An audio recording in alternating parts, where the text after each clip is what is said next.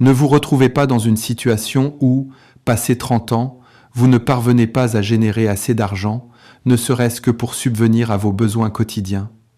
C'est une position terrible. Croyez-moi, il y a des choses dans la vie que vous ne pourrez jamais obtenir sans argent, peu importe l'intensité de vos jeûnes et de vos prières. Parlons des devises physiques et commençons par l'argent. Débutons par ce qui est connu avant d'aborder l'inconnu. La vie est si difficile pour certains que même l'argent, qui est pourtant la moindre des choses, leur fait défaut. Ne restez pas dans cette précarité après 30 ans. Comme je vous l'ai dit, la monnaie définit la valeur. Aujourd'hui, quand on compare l'âge de certaines personnes aux revenus qu'elles perçoivent, on se demande ce qu'elles ont fait de leur vie. Cela signifie qu'elles n'ont pas maîtrisé l'art de gagner de l'argent. Par conséquent, elles ne peuvent pas soutenir les nécessités de leur destinée, faute de pouvoir d'achat. L'argent est une monnaie naturelle qui soutient une forme de pouvoir. L'Ecclésiaste, chapitre 10, verset 19, nous dit que l'argent répond à tout. Il y a des réalités que la piété seule ne peut acheter. Les enfants pensent que tout n'est qu'une question de sainteté. Certes, je vous parlerai de la monnaie morale et de la sainteté, mais on n'achète pas tout avec n'importe quoi. Chaque objet a sa monnaie propre.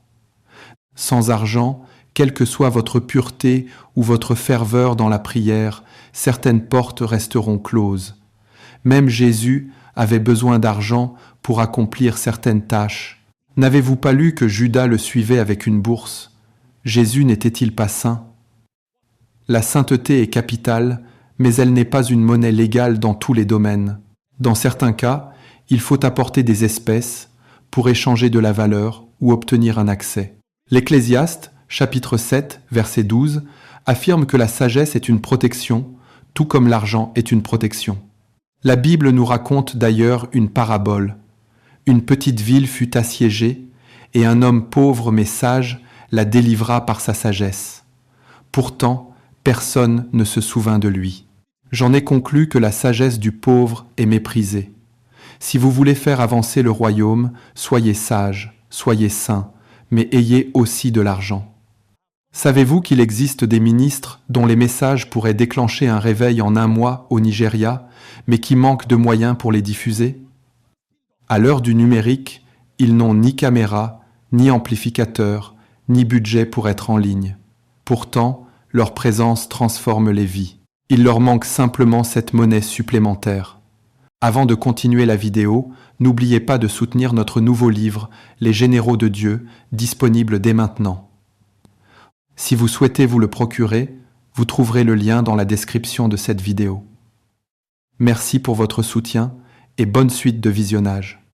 Ne méprisez donc pas l'argent. C'est l'amour de l'argent qui est la racine de tous les maux. Seul un hypocrite feint de mépriser l'argent en public. Nous en avons tous besoin.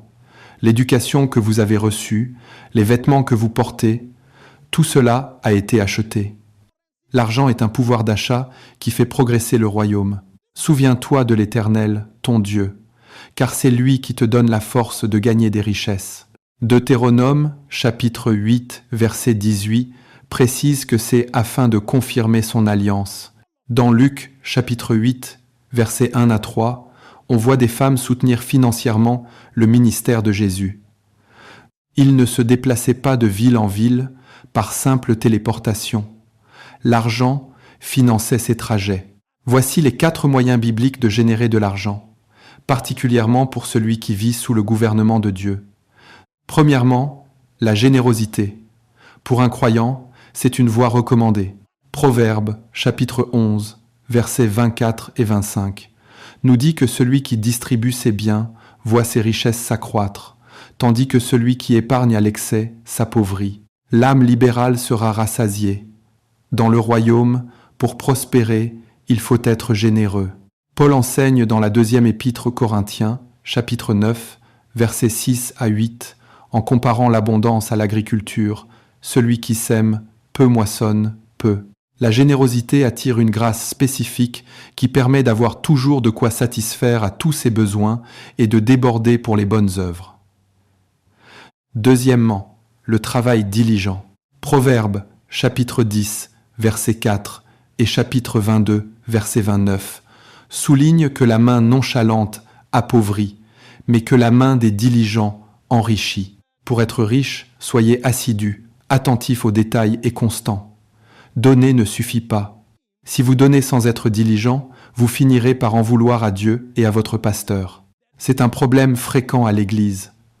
On met l'accent sur le don en oubliant les autres lois scripturaires. Un chrétien qui arrive en retard 20 jours sur 24 ou qui rend ses projets inachevés ne peut pas invoquer ses dîmes pour réussir. Dieu ne favorisera pas celui qui porte atteinte à son nom par sa négligence. Seul l'homme habile dans son travail se tient devant les rois. Troisièmement, l'investissement prudent. La parabole des talents dans Matthieu, chapitre 25, nous montre que seuls ceux qui ont investi ont prospéré. Celui qui n'a rien fait a stagné, et le peu qu'il avait lui a été retiré pour être donné à celui qui avait multiplié ses ressources. Dans ce royaume, à celui qui a et qui désire avoir davantage, on donnera encore plus. Ne pas investir, c'est déclarer spirituellement que l'on ne souhaite pas progresser. Quatrièmement, l'intégrité. Proverbe, chapitre 13, verset 11, nous avertit. On peut-être prendre des raccourcis dans le monde, mais pas dans le royaume. Ne trichez pas pour ensuite demander la bénédiction de Dieu. Vous vivriez sous une malédiction. La richesse mal acquise diminue, mais celui qui amasse par le travail augmente son bien. Développez vos compétences. Prenez des cours sur l'investissement, l'intelligence financière et la gestion. Cela fait partie de l'avancement du royaume. Sans ressources, vous ne pouvez pas étendre l'influence de Dieu. Zacharie, chapitre 1, verset 17, dit que ces villes déborderont encore de biens. Certains parmi vous ont des projets si vastes pour le royaume que s'ils étaient exécutés, le Christ reviendrait la semaine prochaine. Vous avez le désir de parrainer des centaines de croisades dans le monde entier, mais cet argent est dans votre cœur, pas dans votre main. C'est parce que vous avez violé les lois qui permettent ce transfert. Vous n'êtes ni libéraux, ni diligents, ni investisseurs avisés, et vous manquez d'intégrité.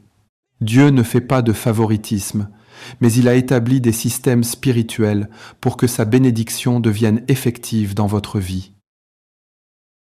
Merci d'avoir regardé la vidéo.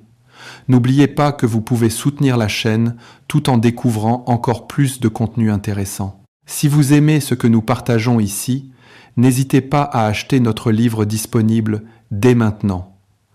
C'est une excellente façon de nous encourager et de nous aider à continuer à produire davantage de vidéos de qualité. Vous trouverez le lien du livre dans la description juste en dessous. Merci beaucoup pour votre soutien. Soyez bénis.